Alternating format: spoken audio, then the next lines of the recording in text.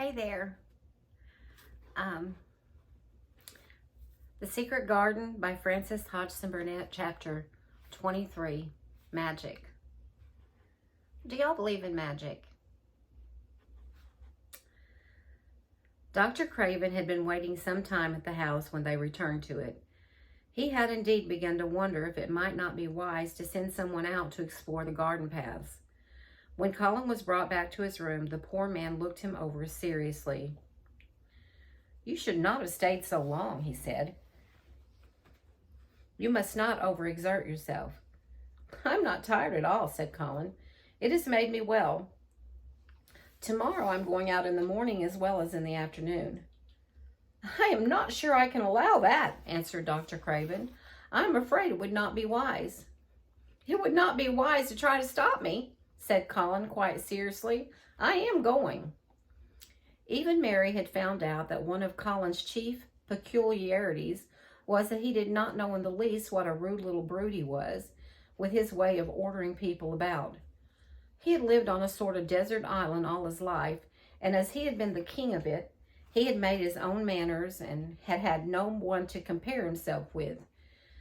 Mary had indeed been rather like him herself, and since she had been at Misselthwaite, had gradually discovered that her own manners had not been of the kind which is usual or popular.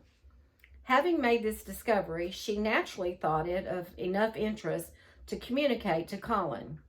So she sat down and looked at him curiously for a few minutes after Dr. Craven had gone. She wanted to make him ask her why she was doing it, and of course she did. "What are you looking at me for?" he said. "I'm thinking that I am rather sorry for Dr. Craven." "So am I," said Colin calmly, but not without an air of some satisfaction. "He won't get Misselthwaite after all now. I'm not going to die." "I'm sorry for him because of that, of course," said Mary. "But I was thinking just then that it must have been very horrid to have had to be polite for 10 years to a boy who was always rude." "I would never have done it." "Am I rude?" Colin inquired undisturbedly. "If you had been his own boy, and he had been a slapping sort of man," said Mary, "he would have slapped you." "But he daren't," said Colin. "No, he daren't," answered Mistress Mary, thinking the thing out quite without prejudice. "Nobody ever dared to do anything you didn't like, because you were going to die and things like that. You were such a poor thing." "But," announced Colin stubbornly, "I'm not going to be a poor thing. I won't let people think I am one. I stood on my feet this afternoon." "It is always having your own way that has made you so queer," Mary went on, thinking aloud. Colin turned his head, frowning. "Am I queer?" he demanded. "Yes," answered Mary, "very. But you needn't be cross," she added impartially, "because so am I queer, and so has Ben Weatherstaff. But I am not as queer as I was before I began to like people, and before I found the garden." "I don't want to be queer," said Colin. "I'm not going to be," and he frowned again with determination. He was a very proud boy. He lay thinking for a while, and then Mary saw his beautiful smile begin and gradually change his whole face. "I shall stop being queer," he said. "If I go every day to the garden, there is magic in there, good magic. You know, Mary, I'm sure there is." "So am I," said Mary. "Even if it isn't real magic," Colin said, "we can pretend it is. Something is there, something." "It's magic," said Mary, "but not black. It's as white as snow." They always called it magic, and indeed it seemed like it in the months that followed. The wonderful months, the radiant months, the amazing ones. Oh, the things that happened in that garden. If you have never had a garden, you cannot understand. And if you have had a garden, you will know that it would take a whole book to describe all that came to pass there. At first it seemed that green things would never cease pushing their way through the earth, in the grass, in the beds, even in the crevices of the walls. Then the green things began to show buds, and the buds began to unfurl and show color. Every shade of blue, every shade of purple, every tint and hue of crimson. In its happy days, flowers had been tucked away into every inch and hole and corner. Ben Weatherstaff had seen it done and had himself scraped out mortar from between the bricks of the wall and made pockets of earth for lovely clinging things to grow on. Iris and white lilies rose out of the grass in sheaves, and the green alcoves filled themselves with amazing armies of the blue and white flower lances of tall delphiniums or columbines or campanulas. She was main fond of them, she was, Ben Weatherstaff said. She liked them things that was allus pointing up in the blue sky, she used to tell. Not as she was one of them as looked down on the earth, not her. She just loved it, but she said as the blue sky allus looked so joyful. The seeds Dickon and Mary had planted grew as if fairies had tended them. Satiny poppies of all tints danced in the breeze by the score, gaily defying flowers which had lived in the garden for years, and which, it might be confessed, seemed rather to wonder how such new people had got there. And the roses, rising out of the grass, tangled round the sundial, wreathing the tree trunks and hanging from their branches, climbing up the walls and spreading over them with long garlands following in cascades. They came alive day by day, hour by hour. Fair, fresh leaves and buds, tiny at first, but swelling and working magic until they burst and uncurled into cups of scent, delicately spilling themselves over their brims and filling the garden air. Colin saw it all, watching each change as it took place. Every morning he was brought out, and every hour of each day when it didn't rain he spent in the garden. Even gray days pleased him. He would lie on the grass watching things growing, he said. If you watched long enough, he declared, you could see buds unsheathe themselves. Also, you could make the acquaintance of strange, busy insect things running about on various unknown but evidently serious errands, sometimes carrying tiny scraps of straw or feather or food or climbing blades of grass as if they were trees from whose tops one could look out to explore the country. A mole throwing up its mound at the end of its burrow and making its way out at last with the long nailed paws, which looked so much like elfish hands, had absorbed him one whole morning. Ants' ways, beetles' ways, bees' ways, frogs' ways, birds' ways, plants' ways gave him a new world to explore, and when Dickon revealed them all and added foxes' ways, otters' ways, ferrets' ways, squirrels' ways, and trouts and water rats and badgers' ways, there was no end to the things to talk about and think over. And this was not the half of the magic. The fact that he had really once stood on his feet had set Colin thinking tremendously. And when Mary told him of the spell she had worked, he was excited and approved of it greatly. He talked of it constantly. Of course, there must be lots of magic in the world, he said wisely one day. But people don't know what it is like or how to make it. Perhaps the beginning is just to say nice things are going to happen until you make them happen. I'm going to try an experiment. The next morning, when they went to the secret garden, he sent at once for Ben Weatherstaff. Ben came as quickly as he could and found the Rajah standing on his feet under a tree and looking very grand, but also very beautiful. Good morning, Ben Weatherstaff, he said. I want you and Dickon and Miss Mary to stand in a row and listen to me, because I'm going to tell you something very important. Aye, aye, sir, answered Ben Weatherstaff, touching his forehead. One of the long-concealed charms of Ben Weatherstaff was that in his boyhood he had once run away to sea and had made voyages, so he could reply like a sailor. I'm going to try a scientific experiment, explained the Rajah. When I grow up, I'm going to make great scientific discoveries, and I'm going to begin now with this experiment. Aye, aye, sir, said Ben Weatherstaff promptly, though this was the first time he had heard of great scientific discoveries. It was the first time Mary had heard of them either, but even at this stage she had begun to realize that, queer as he was, Colin had read about a great many singular things and was somehow a very convincing sort of boy. When he held up his head and fixed his strange eyes on you, it seemed as if you believed him almost in spite of yourself, though he was only 10 years old, going on 11. At this moment, he was especially convincing because he suddenly felt the fascination of actually making a sort of speech like a grown-up person. The great scientific discoveries I am going to make, he went on, will be about magic. Magic is a great thing, and scarcely anyone knows anything about it except a few people in old books, and Mary a little, because she was born in India where there are fakers.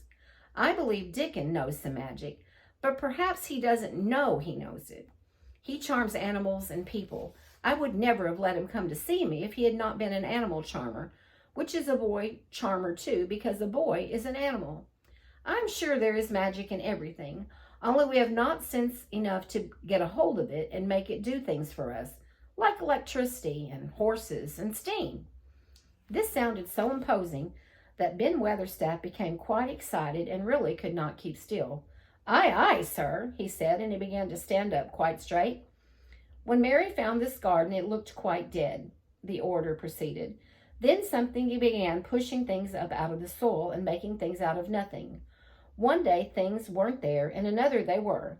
I had never watched things before, and it made me feel very curious. Scientific people are always very curious, and I am going to be scientific. I keep saying to myself, what is it? What is it? It's something. It can't be nothing. I don't know its name, so I call it magic. I've never seen the sun rise, but Mary and Dickon have, and from what they tell me, I am sure that is magic too. Something pushes it up and draws it. Sometimes, since I've been in the garden, I've looked up through the trees at the sky, and I've had a strange feeling of being happy, as if something were pushing and drawing in my chest and making me breathe fast. Magic is always pushing and drawing and making things out of nothing. Everything is made out of magic. Leaves and trees, flowers and birds, badgers and foxes and squirrels and people. So it must be all around us. In this garden, in all the places, the magic in this garden has made me stand up and know I'm going to live to be a man. I'm going to make the scientific experiment of trying to get some and put it in myself and make it push and draw me and make me strong. I don't know how to do it, but I think that if you keep thinking about it and calling it, perhaps it will come. Perhaps that is the first baby way to get it. When I was going to try to stand that first time, Mary kept saying to herself as fast as she could, "You can do it, you can do it." And I did it. I had to try myself at the same time, of course, but her magic helped me. And so did Dickens. Every morning and evening, and as often in the daytime as I can remember, I am going to say, magic is in me, magic is making me well. I'm going to be as strong as Dickon, as strong as Dickon. And you must all do it too. That is my experiment. Will you help, Ben Weatherstaff? "Aye, aye, sir," said Ben Weatherstaff. "Aye, aye.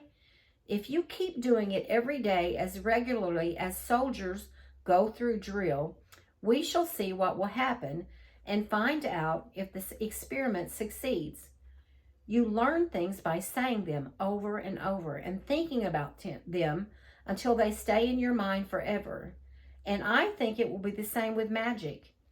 If you keep calling it to come to you and help you, it will get to be part of you and it will stay and do things. I once heard an officer in India tell my mother that there were fakers who said words over and over thousands of times," said Mary. "I've heard Jim Fettleworth's wife say the same thing over thousands of times, calling Jim a drunken brute," said Ben Weatherstaff dryly. "Some had always come of that, sure enough. He gave her a good hiding and went to the Blue Line and got as drunk as the Lord." Colin drew his brows together and thought for a few minutes. Then he cheered up. "Well," he said, "you see, something did come of it. She used the wrong magic until she made him beat her. If she used the right magic and had said something nice, perhaps he wouldn't have got as drunk as the Lord, and perhaps he might have brought her home a new bonnet." Ben Weatherstaff chuckled, and there was a shrewd admiration in his little old eyes. "Thou'rt a clever lad as well as a straight-legged one, Mr. Colin," he said. "Next time I see Bess Fettleworth, I'll give her a bit of hint of what magic will do for her. She'll be rare and pleased if the Cinefit experiment worked, and so would Jim." Dickon had stood listening to the lecture, his round eyes shining with curious delight. Nut and Shell were on his shoulders, and he held a long-eared white rabbit in his arm and stroked it softly while it laid its ears along its back and enjoyed itself. "Do you think the experiment will work?" Colin asked him, wondering what he was thinking. He so often wondered what Dickon was thinking when he saw him looking at him or at one of his creatures with his happy wide smile. He smiled now, and his smile was wider than usual. "Aye," he answered, "that I do. It'll work same as the seeds do when the sun shines on 'em. It'll work for sure. Shall us begin it now?" Colin was delighted, and so was Mary. Fired by recollection of fakirs and devotees and illustrations, Colin suggested that they should all sit cross-legged under the tree, which made a canopy. "It will be like sitting in a sort of temple," said Colin. "I'm rather tired and I want to sit down." "Eh," said Dickon, "thou mustn't begin by saying thou'rt tired. Thou might spoil the magic." Colin turned and looked at him into his innocent round eyes. "That's true. I must only think of the magic." It all seemed most majestic and mysterious when they sat down in their circle. Ben Weatherstaff felt as if he had somehow been led into appearing at a prayer meeting. Ordinarily, he was very fixed in being what he called again prayer meetings. But this being the Rajah's affair, he did not resent it, and was indeed inclined to be gratified at being called upon to assist. Mistress Mary felt solemnly enraptured. Dickon held his rabbit in his arm, and perhaps he made some charmer signal that no one heard, for when he sat down cross-legged like the rest, the crow, the fox, the squirrels, and the lamb slowly drew near and made part of the circle, settling each into a place of rest, as if of their own desire. "The creatures have come," said Colin gravely. "They want to help us." Colin really looked quite beautiful, Mary thought. He held his head high as if he felt like a sort of priest, and his strange eyes had a wonderful look in them. The light shone on him through the tree canopy. "Now we will begin," he said. "Shall we sway backward and forward, Mary, as if we were dervishes?" "I cannot do no swaying backward and forward," said Ben Weatherstaff. "I've got the rheumatics." "The magic will take them away," said Colin in a high priest tone. "But we won't sway until it has done it. We shall only chant." "I cannot do no chanting," said Ben Weatherstaff a trifle testily. "They turned me out of the church choir the only time I ever tried it." No one smiled. They were all too much in earnest. Colin's face was not even crossed by a shadow. He was thinking only of the magic. "Then I will chant," he said, and he began looking like a strange boy spirit. "The sun is shining, the sun is shining. That is the magic. The flowers are growing, the roots are stirring. That is the magic. Being alive is the magic. Being strong is the magic. The magic is in me.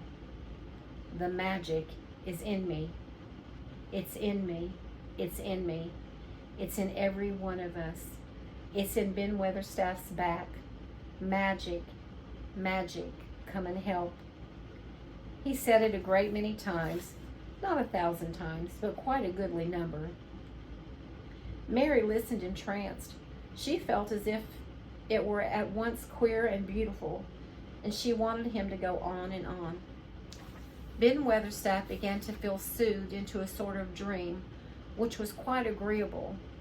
The humming of the bees in the blossoms mingled with the chanting voice, and drowsily melted into a doze. Dickon sat cross-legged with his rabbit asleep on his arm and a hand resting on the lamb's back. Suet had pushed away a squirrel and huddled close to him on his shoulder. The gray film dropped over his eyes. At last Colin stopped. "Now, I'm going to walk around the garden, he announced. Ben Weatherstaff's head had just dropped forward, and he lifted it with a jerk. You have been asleep, said Colin. Not of the sort, mumbled Ben. The sermon was good enough, but I'm bound to get out of for the collection. He was not quite awake yet. You're not in church, said Colin. Not me, said Ben, straightening himself. Who said I were? I heard every bit of it. You said the magic was in my back. The doctors call it rheumatics. The Rajah waved his hand. That was the wrong magic, he said. You will get better. You have my permission to go to your work, but come back tomorrow. I'd like to see thee walk around the garden, grunted Ben. It was not an unfriendly grunt, but it was a grunt. In fact, being a stubborn old party and not having entire faith in magic, he'd made up his mind that if he were sent away, he would climb his ladder and look over the wall so that he might be ready to hobble back if there were any stumbling. The Rajah did not object to his staying, and so the procession was formed. It really did look like a procession. Colin was at its head with Dickon on one side and Mary on the other. Ben Weatherstaff walked behind, and the creatures trailed after them. The lamb and the fox cub keeping close to Dickon, the white rabbit hopping along or stopping to nibble, and Soot following with the solemnity of a person who felt himself in charge. It was a procession which moved slowly, but with dignity. Every few yards it stopped to rest. Colin leaned on Dickon's arm, and privately Ben Weatherstaff kept a sharp lookout. But now and then Colin took his hand from its support and walked a few steps alone. His head was held up all the time, and he looked very grand. The magic is in me. The magic is in me, he kept saying. The magic is making me strong. I can feel it. I can feel it. It seemed very certain that something was upholding and uplifting him.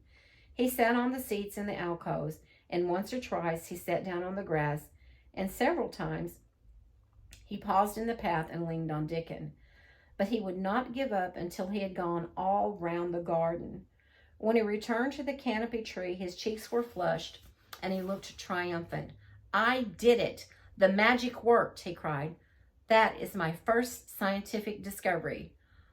What will Dr. Craven say? Broke out Mary. He won't say anything, Colin answered, because he will not be told. This is to be the biggest secret of all. No one is to know anything about it until I have grown so strong that I can walk and run like any other boy. I shall come here every day in my chair, and I shall be taken back in it. I won't have people whispering and asking questions, and I won't let my father hear about it until the experiment has quite succeeded. Then sometime when he comes back to Misselthwaite, I shall just walk into his study and say, Here I am. I am like any other boy. I am quite well, and I shall live to be a man. It has been done by a scientific experiment. He will think he is in a dream, cried Mary. He won't believe his eyes. Colin flushed triumphantly. He had made himself believe that he was going to get well, which was really more than half the battle if he had been aware of it. And the thought which stimulated him more than any other was this, imagining what his father would look like when he saw that he had a son who was as straight and strong as other fathers' sons. One of his darkest miseries in the unhealthy, morbid past days had been his hatred of being a sickly, weak-backed boy whose father was afraid to look at him. He'll be obliged to believe me, he said. One of the things I'm going to do after the magic works and before I begin to make scientific discoveries is to be an athlete. We shall have thee taken to boxing in a week or so, said Ben Weatherstaff. Thou'lt end with winning the belt and being champion prize fighter of all England. Colin fixed his eyes on him sternly. Weatherstaff, he said, that is disrespectful. You must not take liberties because you are in on the secret. However much magic works, I shall not be a prize fighter. I shall be a scientific discoverer. Ax pardon, sir, answered Ben, touching his forehead in a salute. I ought to have seen it wasn't a joking matter. But his eyes twinkled, and secretly he was immensely pleased. He really did not mind being snubbed, since the snubbing meant that the lad was gaining strength and spirit.